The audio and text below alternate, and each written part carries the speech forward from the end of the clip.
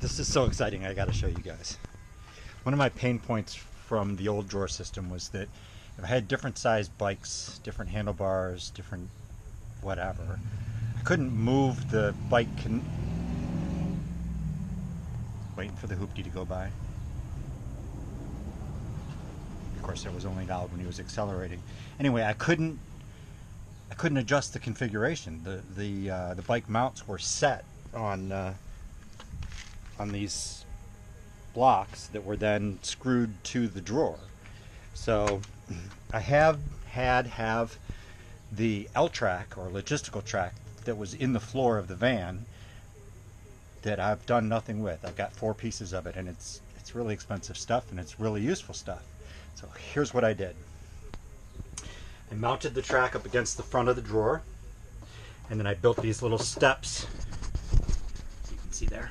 Built these little steps to put the mounting bracket on, and then I bought these. Let me see if I can grab one of these. I bought these sliders that fit into the L-track, and then you can move them, and when it gets to a spot that it fits, it locks down in, and you tighten that down. Now, clearly, I'm going to have some kind of a tool handy to be able to adjust this quickly and easily, but I think I have a solution for that too. We'll see. I got an idea. I just don't know if it'll work yet. But this will allow me to have whatever configuration I want up front and in the back. I've got another piece of this stuff that I can cut down to the same length and put at the other end, and this just magnifies the adjustability of this whole system. I think the thing I love most about building out this van is the problem-solving aspect of it. Here's the problem that I just solved.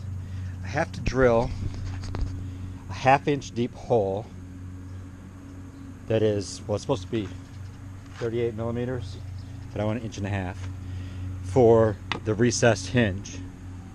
But the hole saw, when it doesn't have the pilot hole, the pilot bit on it, just wanders all over the place.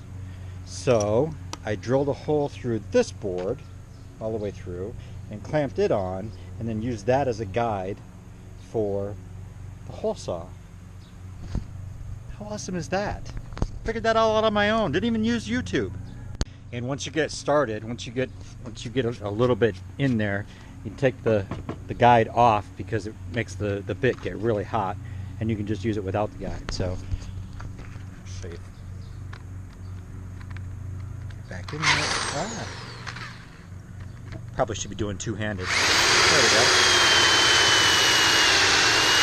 And then once you have it started, you still have some middle stuff to grind out, and to do that I just put on the smaller bit and let it wander. So I don't know if this is going to work, but so you just let it wander all over the place, and then ta-da, I got to go a little bit deeper. Got to get rid of that knob in the middle, and to get rid of the knob in the middle I just lay it on its side. Do that. There we go. Easy as that. I seriously hate hanging cabinet doors, and finished carpentry is not my thing, but I managed to do it, and I spent a little extra money and got the soft close hinges, so nice and smooth.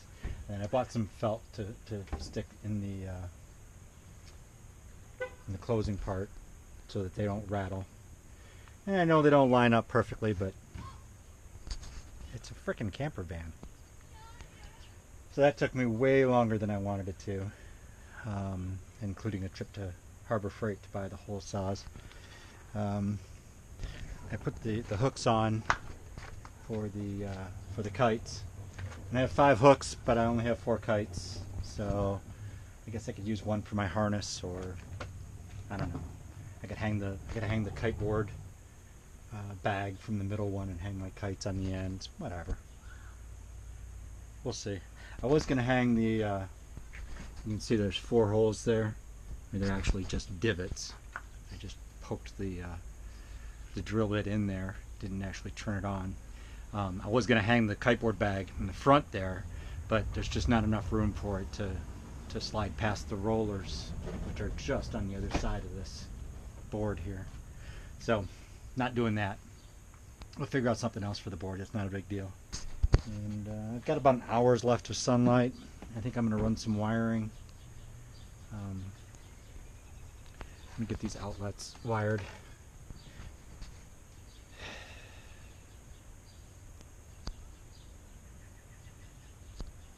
Hanging cabinet doors is a pain in the ass.